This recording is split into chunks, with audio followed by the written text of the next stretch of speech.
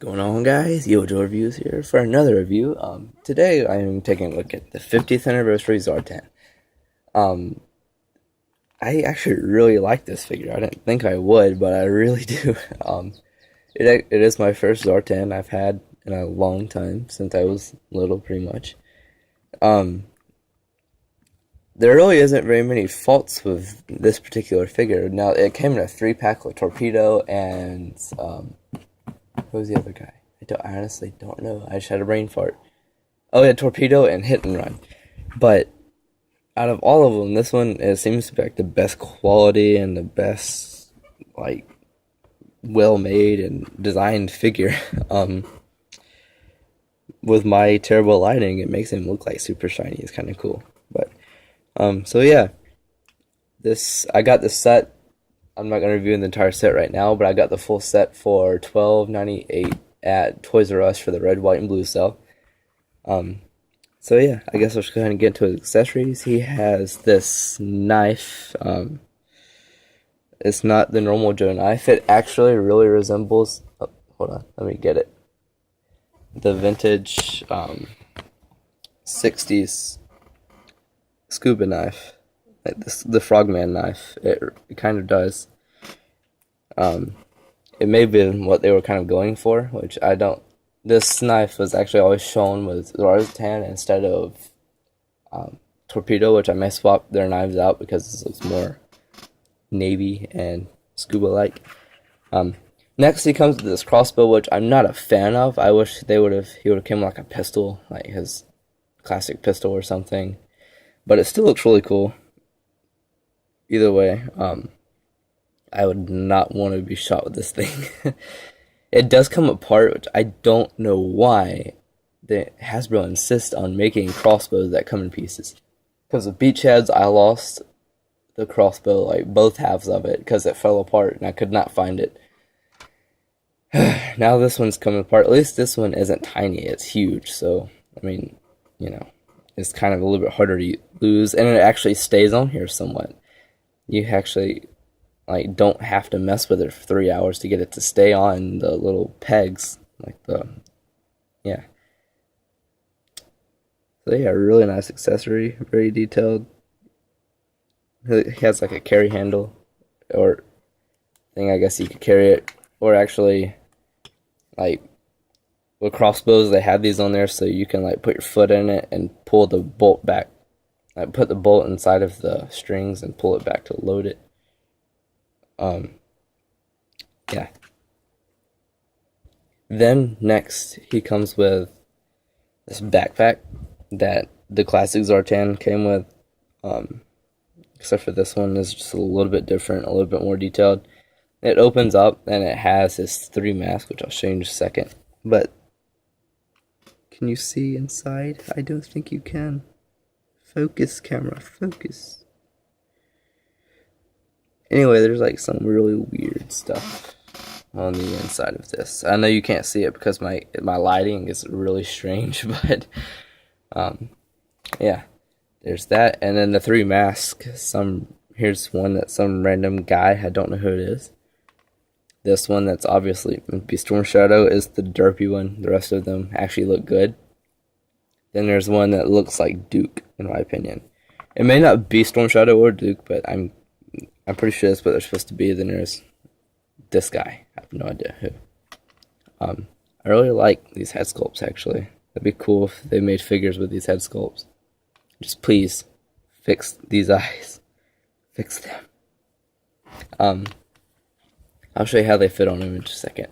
But he also comes with the basic 50th anniversary base, which I haven't seen anybody point out yet, but the colors for the gold, or it's more of a bronze now, is so much better than Wave 1. I'll show you my Wave 1 Baroness stand. Here's the paint on Wave 1, and here's paint on Wave 2. It's a lot better. This is a very dull gold color, and this is a very bright bronze. So yeah, I really like the Wave 2 and 3, actually Wave 3 and 4. Yeah, Wave 1 and 2 have already been out, so yeah. Here's the figure himself, really cool. I wish he could take his hood off though. I mean, it kind of takes away his element of surprise if you can't take his stuff off, and he just has a face on. Like, for real, they just kind of the faces, like you can see, they're just very hollow, and they're kind of curved, like on the inside, so they kind of wrap around his face. Um, they all look the same. Like, you just kind of have to work your way up, like putting them inside of his head.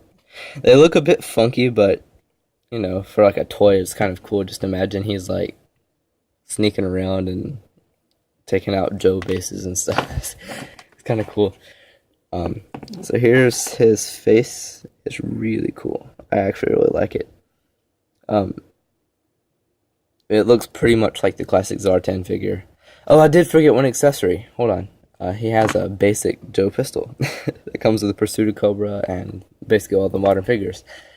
Anyway, his head can turn a little bit to the sides, but it's very hindered by his hood. He can't go up or down or side to side with his hood on. His arms, do all the basic things they're supposed to do. His wrists do not bend because he has gloves. And this one hand seems to be coming off. See, you can pop it off very easily.